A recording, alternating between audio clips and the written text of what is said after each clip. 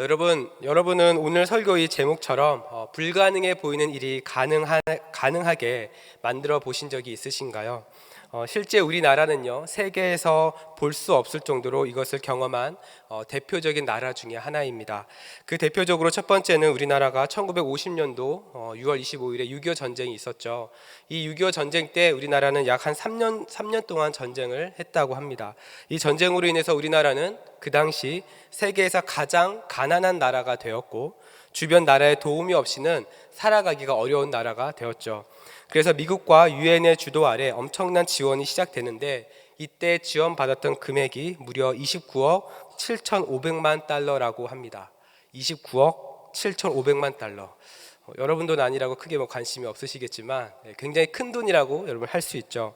이렇게 세계에서 가장 가난한 나라였던 한국은 2021년도 7월에 유엔 무역개발회의로부터 선진국으로 인정을 받게 됩니다. 불과 71년밖에 걸리지 않았습니다. 그뿐 아니라 우리가 잘 알다시피 1997년도에 우리나라는 국가 부도가 일어나면서 경제적 위기도 맞이하게 되죠.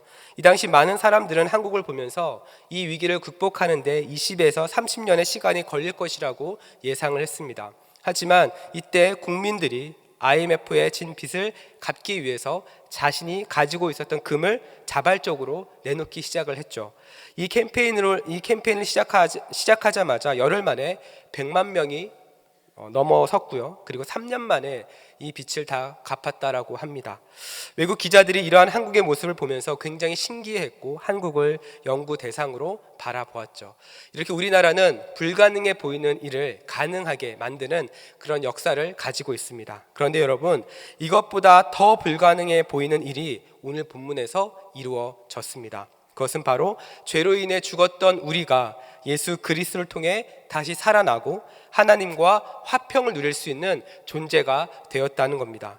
여러분, 이 놀라운 사실을 여러분 믿으시나요? 네, 우리는 이것을 은혜라고 부릅니다. 그런데 여러분은 이 은혜를 누리고 계신가요? 우리를 하나님의 자녀 삼으시고 또한 우리를 구원하여 주신 이 놀라운 은혜를 여러분은 풍성하게 누리고 계신가요?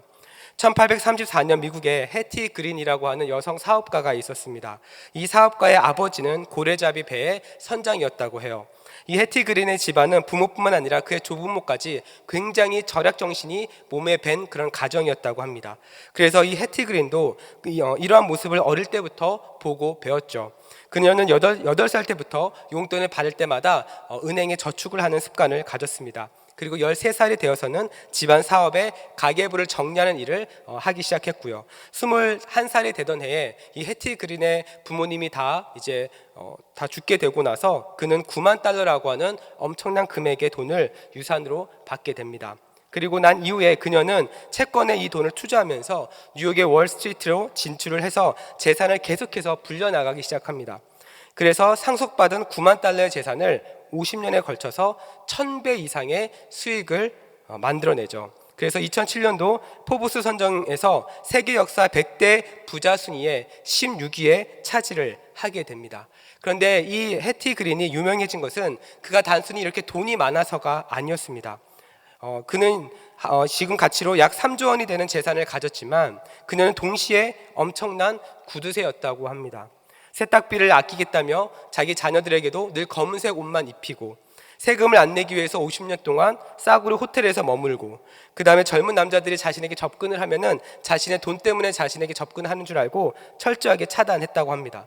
또한 아들이 사고로 다리를 다쳐서 치료를 받아야 되는 상황 가운데 있는데 무료 병원만 알아보다가 그 아들이 파상풍에 걸려서 다리를 절단하는 일까지 발생했다고 합니다.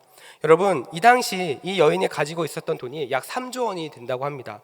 이렇게 많은 돈이 있음에도 불구하고 한 푼도 쓰지 못하고 이러한 삶을 살아가고 있다면 여러분 무슨 소용이 있겠습니까?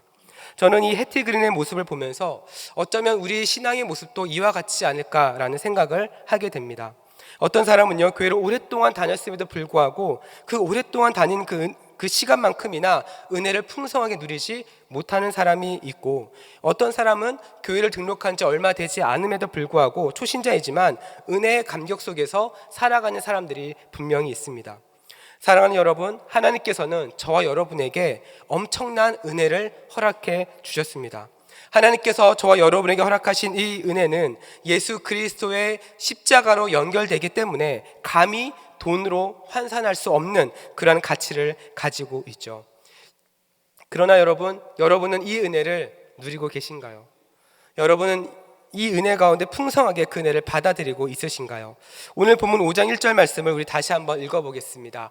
우리 한 목소리를 읽습니다. 시작. 그러므로 우리가 믿음으로 의롭다 하심을 받았으니 우리 주 예수 그리스도로 말미암아 하나님과 화평을 누리자. 사랑하는 여러분, 오늘 본문 이 1절에서 우리가 주목해야 되는 한 가지 표현이 있는데 바로 화평을 누리자, 이렇게 이야기를 합니다. 오늘 본문에서 말하는 이 화평이라고 하는 것은 성경 원어로 보면 에이레네라고 하는 단어를 쓰는데, 이 에이레네가 히브리 말로 하면 우리가 잘 알고 있는 샬롬이라고 하는 단어입니다. 이 단어는 온전한 이러한 의미를 담고 있죠.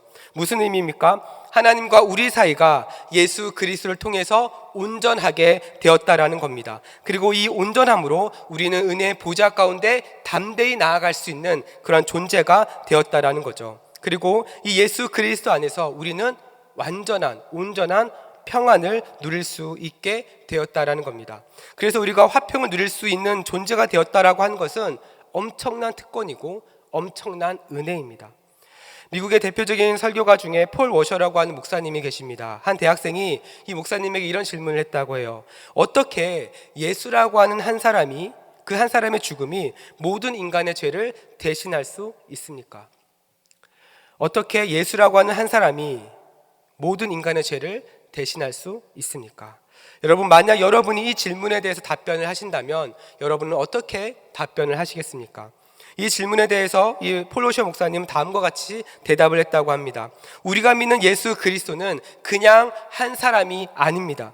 그는 하나님의 하나뿐인 독생자셨으며 그는 죄는 없으시며 이 세상의 그 어떤 것보다 가치 있고 존귀한 분이십니다. 이렇게 대답을 했다고 합니다. 사랑하는 여러분, 이렇게 가치 있고 이렇게 놀라운 그분께서 저와 여러분의 죄를 대신해서 죽으셨습니다. 그래서 이 예수님의 죽으심은 단순히 한 사람의 죽음, 그 이상의 의미와 그 이상의 가치를 담고 있는 거죠. 로마서 5장 19절 보니까 다음과 같이 말합니다. 우리 한 목소리를 읽겠습니다. 시작. 한 사람이 순종하지 아니함으로 많은 사람이 죄인 된 것 같이 한 사람이 순종하심으로 많은 사람이 의인이 되리라. 사랑하는 여러분, 아담 한 사람으로 인해 죽음이 들어왔습니다. 아담 한 사람의 그 죄로 인해 죽음이 들어오고 우리는 죄의 노예가 되었었습니다. 그러나 이제 우리는 예수 그리스도 한 분으로 죽음에서 생명으로, 노예에서 자유자가 되었습니다.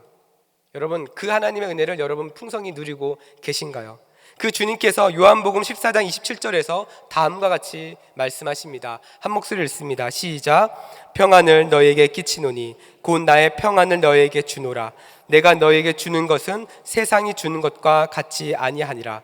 너희는 마음에 근심하지도 말고 두려워하지도 말라. 우리 주님께서 분명히 말씀하십니다. 내가 너에게 주는 평안, 이 샬롬은 세상이 주는 것과 같지 않다, 이렇게 말씀하십니다. 무슨 말입니까? 세상이 말하는 샬롬, 하나님을 떠나서 세상이 말하는 이 에이레네는 모두 가짜라는 겁니다.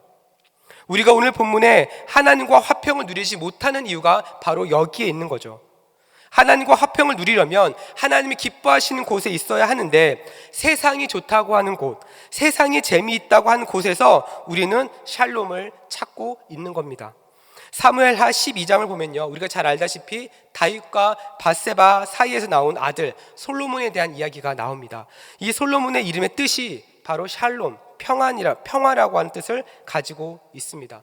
우리가 잘 알다시피 이 솔로몬은 돈, 명예, 권력 등 세상 기준으로 보면 가장 정점에 있었던 사람입니다. 그는 세상이 좋다고 하는 곳, 세상이 재밌다라고 하는 그 모든 것을 다 할 수 있는 그런 사람이었죠. 그런데 그의 삶은 어땠습니까? 이름처럼 샬롬을 누렸나요? 그렇지 않습니다. 전도서 1장 2절을 보니까 다음과 같이 말합니다. 우리 한 목소리를 읽겠습니다. 시작. 전도자가 이르되 헛되고 헛되며 헛되고 헛되니 모든 것이 헛되도다. 세상 권력의 정점을 경험했던 솔로몬의 고백은 다 헛되다라는 것이었습니다. 여러분, 왜 이런 고백을 할까요? 그의 인생의 마지막에는 어떻습니까? 영적 분별력을 다 상실했습니다. 정치적 이득을 위해서 그는 방탕하게 살았습니다. 하나님과 화평을 이루지 못했다는 거죠. 이러한 삶은 그를 영적인 타락으로 이끌었고 결혼 동맹을 통해서 우상이 들어오게 만들었습니다. 그래서 이스라엘 내에 종교 혼합주의가 발생하게 되고요.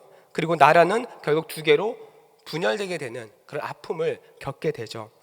그래서 전도서 12장 1절에 보면은 이렇게 이야기합니다. 청년의 때에 너의 창조주를 기억하라. 무엇을 강조합니까? 청년의 때에 너의 창조주를 기억하라. 여러분, 하나님을 기억하는 것이 왜 중요합니까? 그 하나님의 놀라운 계획 안에는 세상이 줄 수 없는 예수 그리스도의 은혜와 평안이 그 안에 담겨져 있기 때문에 그렇습니다. 저는 우리 대전중앙의 모든 성도들이 세상이 좋다고 말하고 세상이 재밌다고 말하는 곳이 아니라 하나님이 기뻐하시고 하나님이 원하시는 방법으로 하나님과 화평을 누리는 은혜가 있기를 주님의 이름으로 축복합니다. 여러분, 정말로 하나님과 화평을 누리셔야 합니다. 하나님과 친밀함을 맺고 그 하나님과 날마다 동행하는 삶을 사셔야 합니다. 그런데 여러분, 이게 생각처럼 잘 되지 않죠.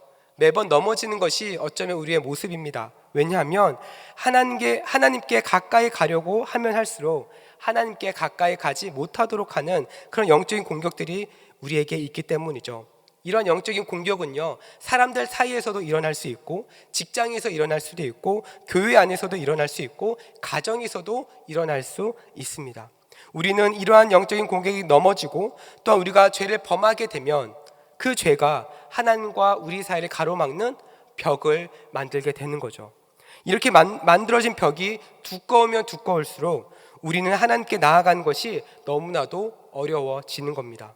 그래서 오늘 본문은 하나님과 화평을 누리기 위해서 한 가지를 더 중요하게 강조하는데, 그것은 무엇이냐면 우리가 믿음으로 말미암아 의롭다함을 받았다는 겁니다. 오늘 본문 1절을 보니까 그러므로 우리가 믿음으로 의롭다 하심을 받았으니 라고 말하고요, 2절에 보니까 그로 말미암아 우리가 믿음으로 서 있는 이 은혜에 들어감을 얻었다라고 말합니다. 여러분, 믿음으로 의롭다함을 얻은 것이 아니라 받았다라고 말하죠. 여러분, 의롭다함을 받아야 하나님께 들어갈 수 있습니다. 여러분, 받았다라고 하는 것은 무엇입니까? 준 사람이 있다는 거죠. 우리 자신 스스로가 의롭다라고 말하는 것이 아니라 다른 누군가에 의해서 여러분이 의롭다라고 말해주고 있는 겁니다. 어떻게 이 일이 가능합니까? 오늘 본문은 바로 예수 그리스도 때문이라고 분명하게 이야기하죠. 우리 하나님께서는 이 예수 그리스도를 믿는 사람에게 그 믿음으로 의롭다라고 선언을 하셨습니다. 선포를 하셨습니다. 그리고 고린도후서 1장 22절을 보니까 다음과 같이 말합니다. 한 목소리 읽어볼까요? 시작. 그가 또한 우리에게 인치시고 보증으로 우리 마음에 성령을 주셨느니라. 여기서 말하는 인을 치셨다라고 하는 것은 하나님께서 도장을 찍으셨다는 겁니다. 하나님의 자녀라고 확실한 도장을 찍으셨다는 거죠. 그리고 보증을 하신다는 것은 예수 그리스도께서 여러분의 죄의 값을 대신해서 지불하셨다는 겁니다. 그리고 그 증거로 성령님을 여러분에게 허락하셨다라고 이야기를 하고 있는 거죠. 그래서 하나님을 믿는 성도는 성령님께서 함께 하십니다. 이 성령님은 여러분이 하나님의 인도에 벗어날 때마다 여러분 마음 가운데 찔림을 주시고 죄를 깨닫게 하시며 진리의 말씀에서 벗어나지 않도록 여러분을 보호하시고 인도하시는 거죠. 그리고 오늘 본문은 이 의롭다 하심을 받은 사람이 하나님의 은혜에 들어갈 수 있다라고 말을 하고 있습니다. 여러분, 우리는 여기서 들어간다는 말에 좀 주목할 필요가 있습니다. 여러분, 유대인들은 성전에서 성전 앞마당까지는 들어갈 수 있었습니다. 그런데 성전 안에는 들어갈 수가 없었어요. 이 성전 안에는 누가 들어갑니까?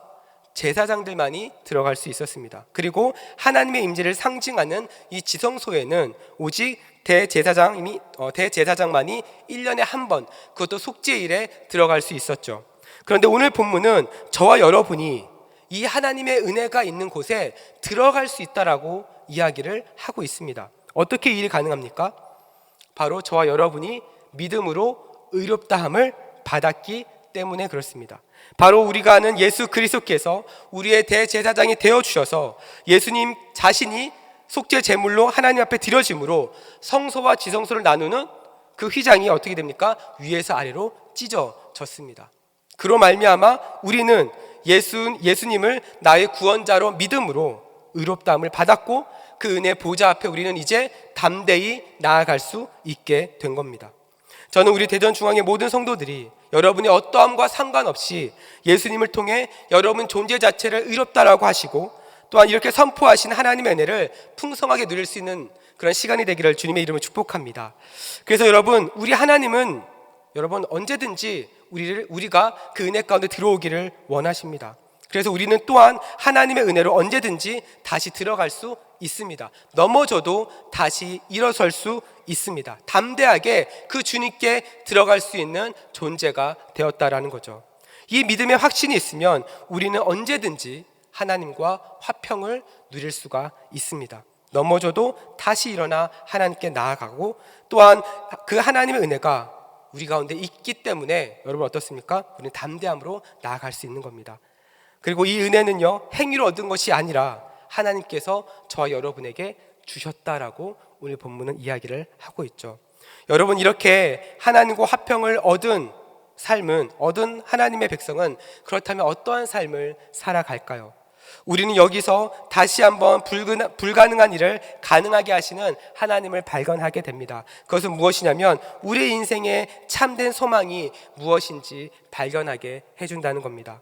사람들은요, 저마다 자신만의 목적을 가지면서 살아갑니다. 어떤 사람은요, 내 집 마련을 목표로 하는 사람도 있고요, 어떤 사람은 많은 돈을 벌기 위해서 목표를 삼고 있고요, 또한 우리 자녀들은요, 좋은 대학을 가는 것을 목표로 하고, 또한 취업을 준비하는 자녀들은 취업을 목표로 열심히 살아가고 있습니다. 그러나 여러분, 이것은 참된 소망이 될 수 없습니다. 그렇다면 우리 하나님을 믿는 우리는 어디에 목표를 두면서 살아가야 할까요? 무엇이 우리 인생의 참된 소망이 되는 것일까요? 오늘 본문 5장 2절 우리 다시 한번 읽어보겠습니다. 함께 읽습니다. 시작. 또한 그로 말미암아 우리가 믿음으로 서 있는 이 은혜에 들어감을 얻었으며 하나님의 영광을 바라고 즐거워하느니라. 의롭다함을 받아 하나님의 은혜로 들어간 다음 어떤 일이 발생합니까? 하나님의 영광을 바라고 즐거워한다라고 이야기합니다. 그러니까 우리가 의롭다함을 받은 다음에 우리가 그 은혜를 경험하면 그 다음 단계는 무엇이냐? 하나님의 영광을 바라보게 된다라는 겁니다. 여러분, 이것이 바로 성도가 살아가는 목적입니다. 방향성입니다. 이 부분을 영어 성경은 다음과 같이 번역합니다. 우리는 하나님 영광의 소망 안에서 즐거워합니다. 하나님 영광 안에서 즐거워합니다. 저는 이 말씀을 보면서 한번 생각을 해봤어요. 나는 무엇 때문에 즐거워하고 있는가? 나는 언제 즐거워하고 있는가? 여러분은 어떠신가요? 여러분이 마지막으로 가장 즐거웠던 순간은 언제입니까? 사람들은요, 즐거워지기 위해서 여행을 갑니다. 즐거워지기 위해서 영화도 봅니다. 즐거워지기 위해서 자신이 좋아하는 사람을 만나서 즐거운 시간을 보냅니다. 그런데 여러분, 오늘 본문에서 말하는 즐거움은 이러한 즐거움과는 좀 다릅니다.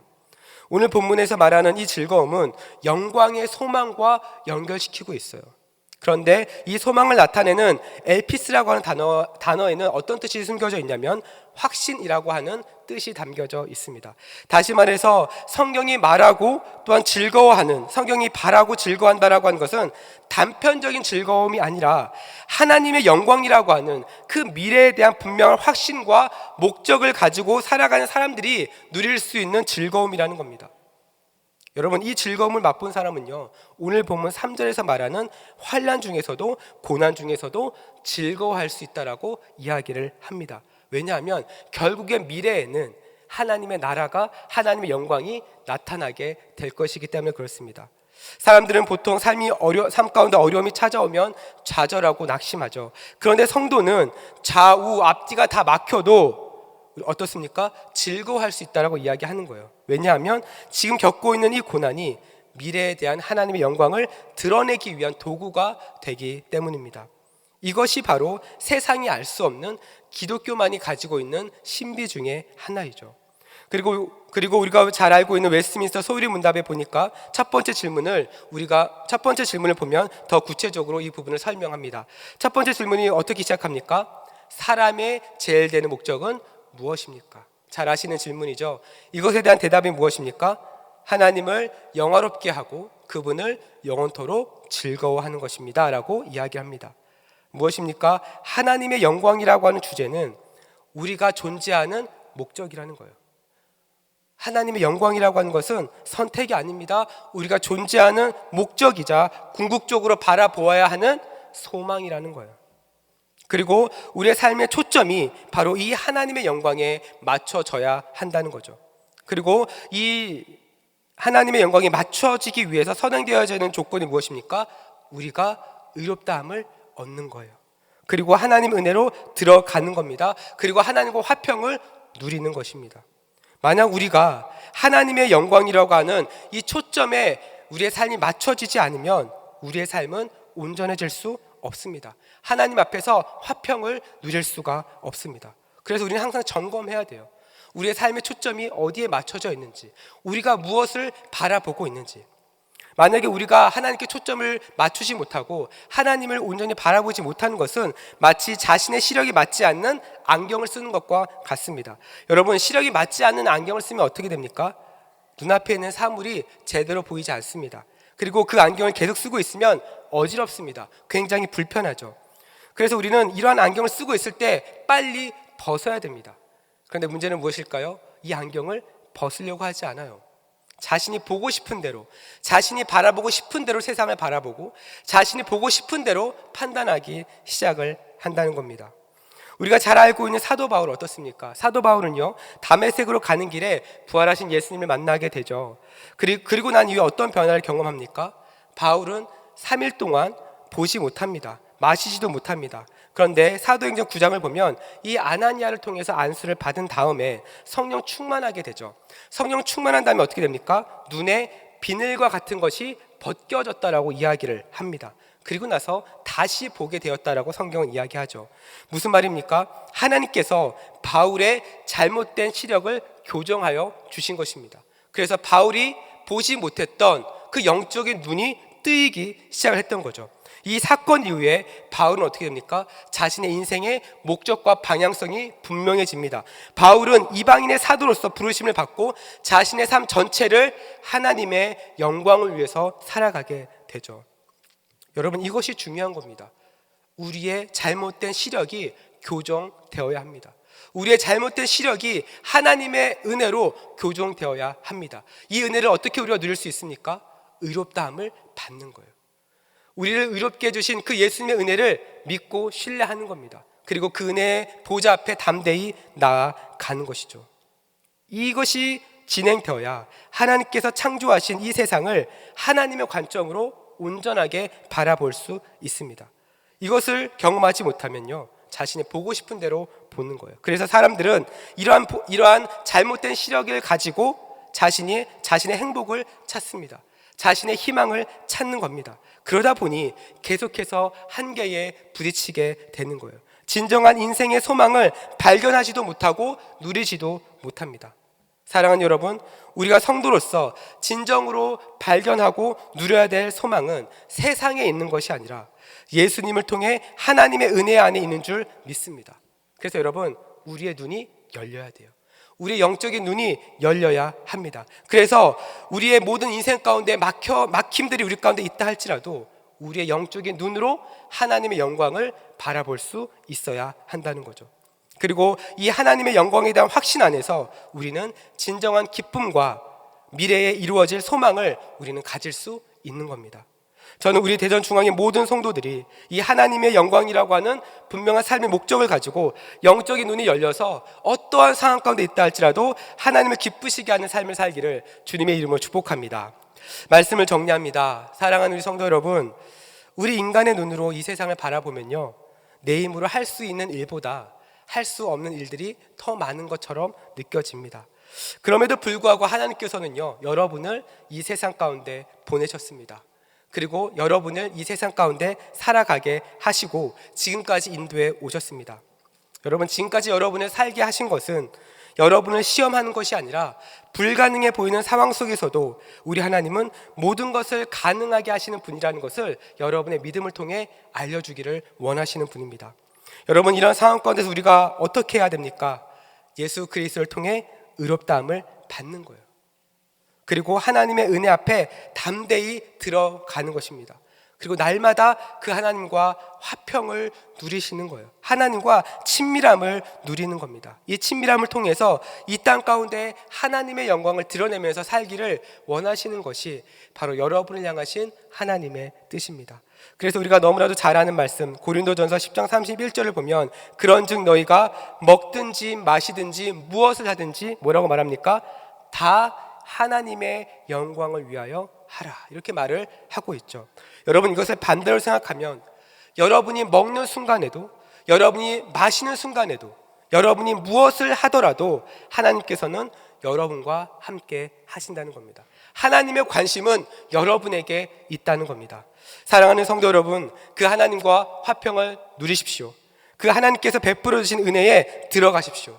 우리 하나님께서 여러분의 삶을 끝까지 인도하시고 여러분의 삶을 통해서 영광 받으실 줄 믿습니다. 우리 시간 함께 나눈 말씀 붙잡고 우리 기도하며 나아가도록 하겠습니다.